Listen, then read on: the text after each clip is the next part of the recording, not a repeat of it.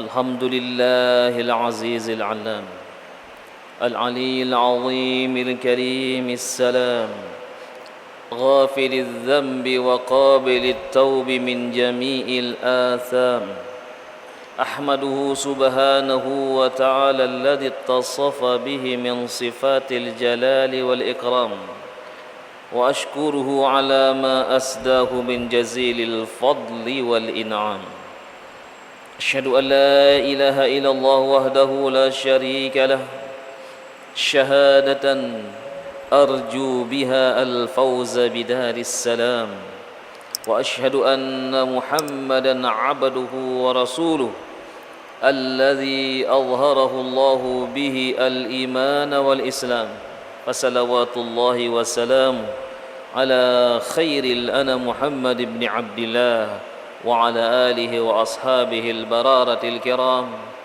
وسلم تسليما كثيرا فيا إخوة الإيمان أوصيكم وإياي بتقوى الله وتوبوا إلى الله من جميع الذنوب والآثام.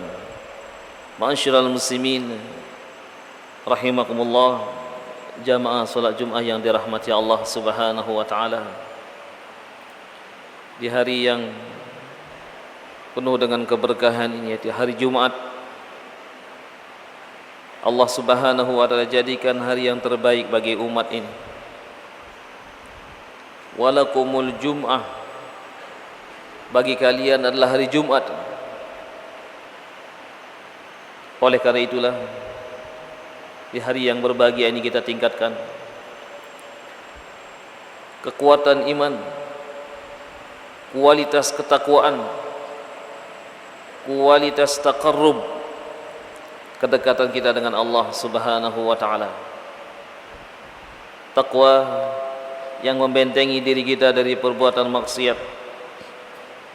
Takwa yang akan menghantarkan kita untuk menjalankan perintah-perintah Allah. Takwa yang akan memasukkan kita ke dalam surganya Allah Subhanahu wa taala. Inna akramakum indallahi atqakum. Sungguhnya orang yang paling mulia di antara kalian adalah orang yang paling bertakwa. Wasiqal ladzina taqaw rabbakum ilal jannati zumara. Dan pada hari kiamat Allah Subhanahu wa taala akan menggiring mereka-mereka yang bertakwa kepada Allah Subhanahu wa taala ke dalam surganya. Oleh karena itulah di hari yang berbahagia ini, sekali lagi mari kita tingkatkan kualitas ketakwaan kita kepada Allah Subhanahu wa taala. Kita mengenal sebuah daulah Abbasiyah setelah runtuhnya daulah Umayyah. Ada seorang khalifah yang adil, khalifah yang alim, yaitu Khalifah Harun ar-Rasyid. Suatu saat dia keluar bersama para pengikutnya, berjumpa dengan ajuz, orang yang sudah tua. Kemudian tiba-tiba Harun ar-Rasyid dihentikan dengan kedatangan orang tua ini, dan langsung mengatakan kepada Harun, "Ya Harun, syagalta nafsaka bibina'is qasrid dunya wa tarmimiha wa nasita qasral ladzi sataskunuhu fil akhirah." Wahai Harun, engkau sibukkan dirimu membangun istanamu di dunia ini dan senantiasa membuat menjadi megah, sedangkan kamu lupa dengan istana atau bangunan yang kamu akan tempati nanti di akhirat.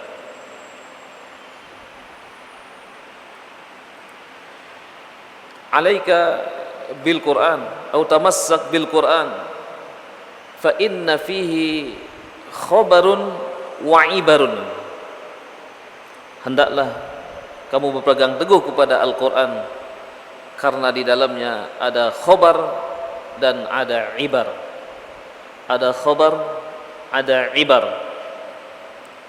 Ada pelajaran yang berharga dari khabar, dari informasi-informasi, dari kisah-kisah yang Allah Subhanahu wa taala sebutkan dalam Al-Quran. Kemudian Harun ar-Rasyid pun tunduk dan mengatakan, hal laka li hajatun aqdiha, apakah ada sesuatu yang kamu inginkan dari hal-hal menyangkut masalah dunia? Kemudian orang tua itu mengatakan, ada. Kemudian Harun mengatakan, silakan, apa yang kamu inginkan? Yang pertama, bisakah engkau mengatakan kepada malakul maut untuk menunda kematianku sehingga aku betul-betul siap untuk menghadapi kematian itu? Harun mengatakan, la astati, saya tidak bisa. Kemudian yang kedua, bisakah engkau mengatakan kepada malaikat Munkar dan Nakir, ketika aku nanti sudah berada di alam kubur, jangan kau siksa aku? Harun pun mengatakan, aku tidak bisa. Yang ketiga, bisakah engkau mengatakan kepada malaikat Zabaniyah, malaikat yang nanti menjaga pintu neraka, ketika aku dimasukkan ke dalam neraka, katakan kepadanya, jangan masukkan saudaraku ini, bawalah dia ke dalam surga. Harun ar-Rasyid mengatakan, saya tidak mampu. Kemudian orang tua itu mengatakan, kalau itu yang tidak dapat kamu penuhi, bagaimana dengan yang lain?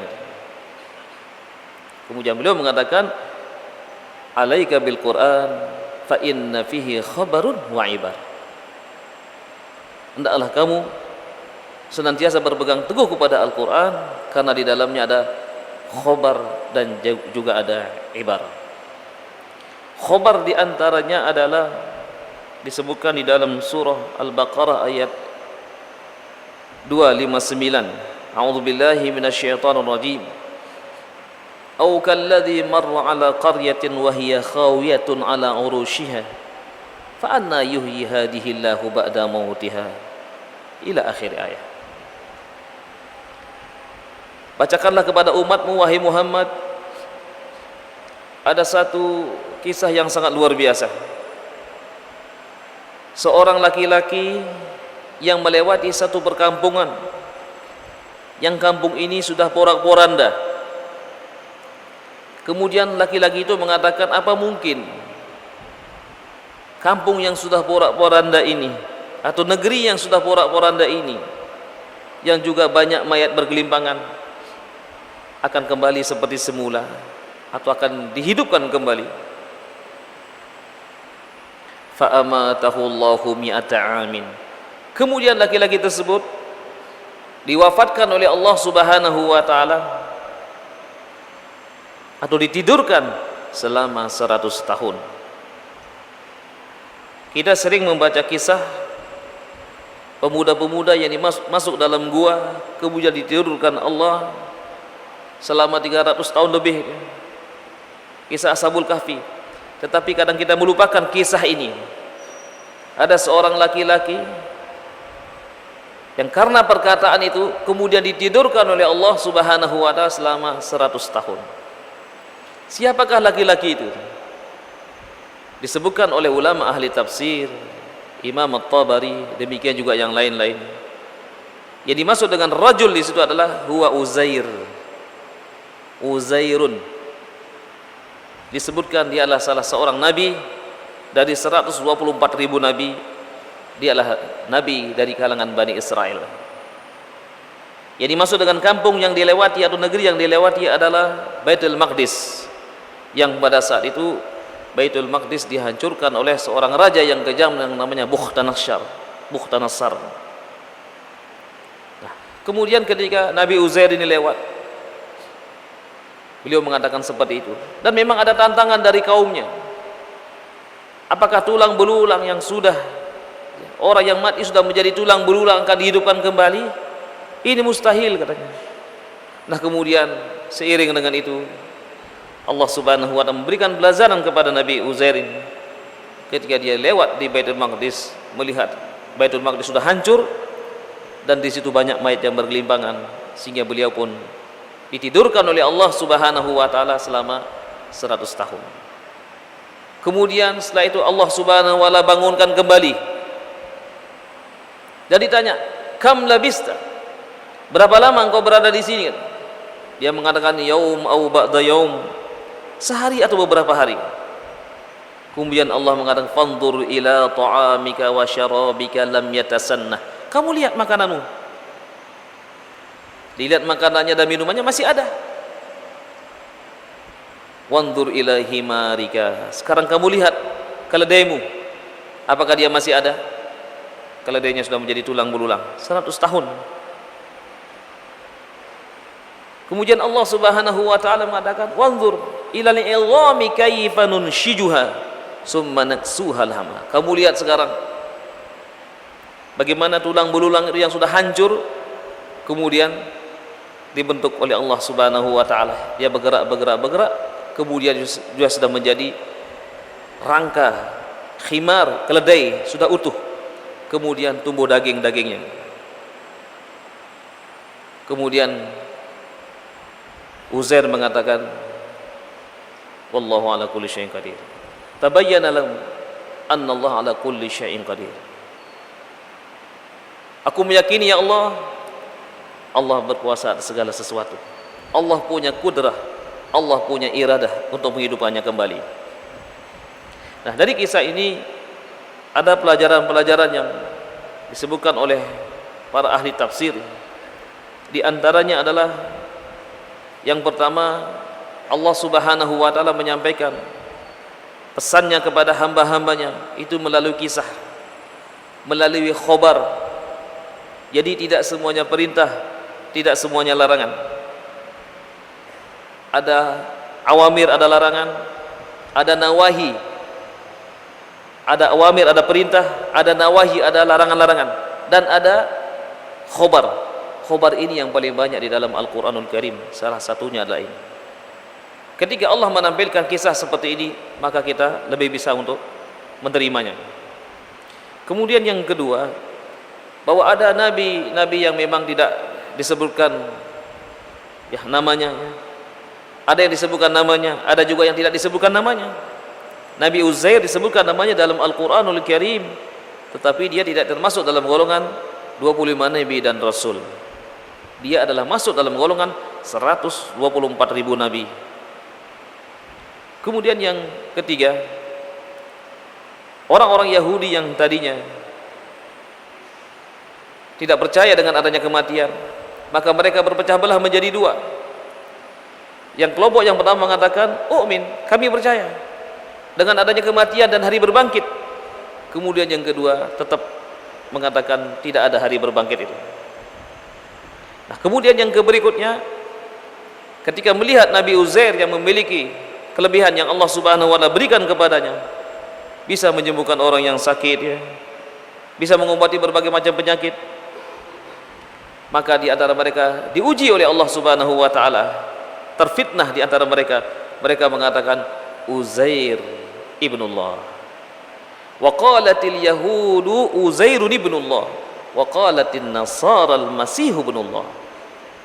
Orang Yahudi mengatakan Uzair itulah putranya Allah, sedangkan orang Nasrani mengatakan Al-Masih, Isa itulah putranya Allah. Kaum muslimin, orang-orang beriman mengatakan lam yalid wa lam yulad. Allah tidak beranak dan tidak pula diperanakan. Ikhwatal iman rahimani wa rahimakumullah, tetap di antara mereka ada kelompok Yahudi yang mengatakan Uzair putranya Allah Subhanahu wa taala. Ta'ala Allahu amma yasifun. Kemudian yang berikutnya, hikmah yang dapat diambil adalah kudrah dan iradah Allah Subhanahu wa taala. Di sini kita harus beriman kepada takdir Allah Subhanahu wa taala. Takdir Allah Subhanahu wa taala pasti. Siapapun yang hidup di dunia ini akan senantiasa merasakan kematian. Sebagaimana sebentar lagi kita akan menyolatkan saudara kita. Ini nasihat yang tidak bisa dipungkiri. Oleh karena itu Nabi mengatakan, aksiru dzikra hadzimil ladzat. Perbanyaklah kalian untuk mengingat kematian ini, untuk mengingat pemutus daripada kelezatan, yaitu kematian. Kudrah dan irada Allah Subhanahu wa taala tinggal mengatakan kun fayakun, jadi maka jadilah ya. Oleh karena itulah ikhwatal iman rahimani wa rahimakumullah, disebutkan dalam sebuah hadis, la taqumus sa'ah hatta ya'tikumul haraj. Tidak akan terjadi hari kiamat sehingga datang kematian yang mendadak di antara kalian. Wallahu taala alam. 600 orang meninggal dunia dalam waktu yang bersamaan. Wallahu taala alam. Ini ujian dari Allah Subhanahu wa taala. Berarti inilah merupakan salah satu dari sekian banyak tanda-tanda hari kiamat kecil yang sudah kita saksikan. Kematian tidak akan datang kepada orang yang sudah tua. Kematian tidak datang kepada orang yang sakit, tetapi kematian itu akan datang kepada mereka-mereka yang sudah sampai kepada ajalnya. Oleh karena itu, mari kita senantiasa memohon kepada Allah Subhanahu wa taala. Ketika kematian itu datang, kita sudah siap menghadapinya. Tidak dalam keadaan taat, tidak dalam keadaan bermaksiat. Aqulu qauli hadza wa astaghfirullah li wa lakum fastaghfiru innahu wal ghafurur rahim.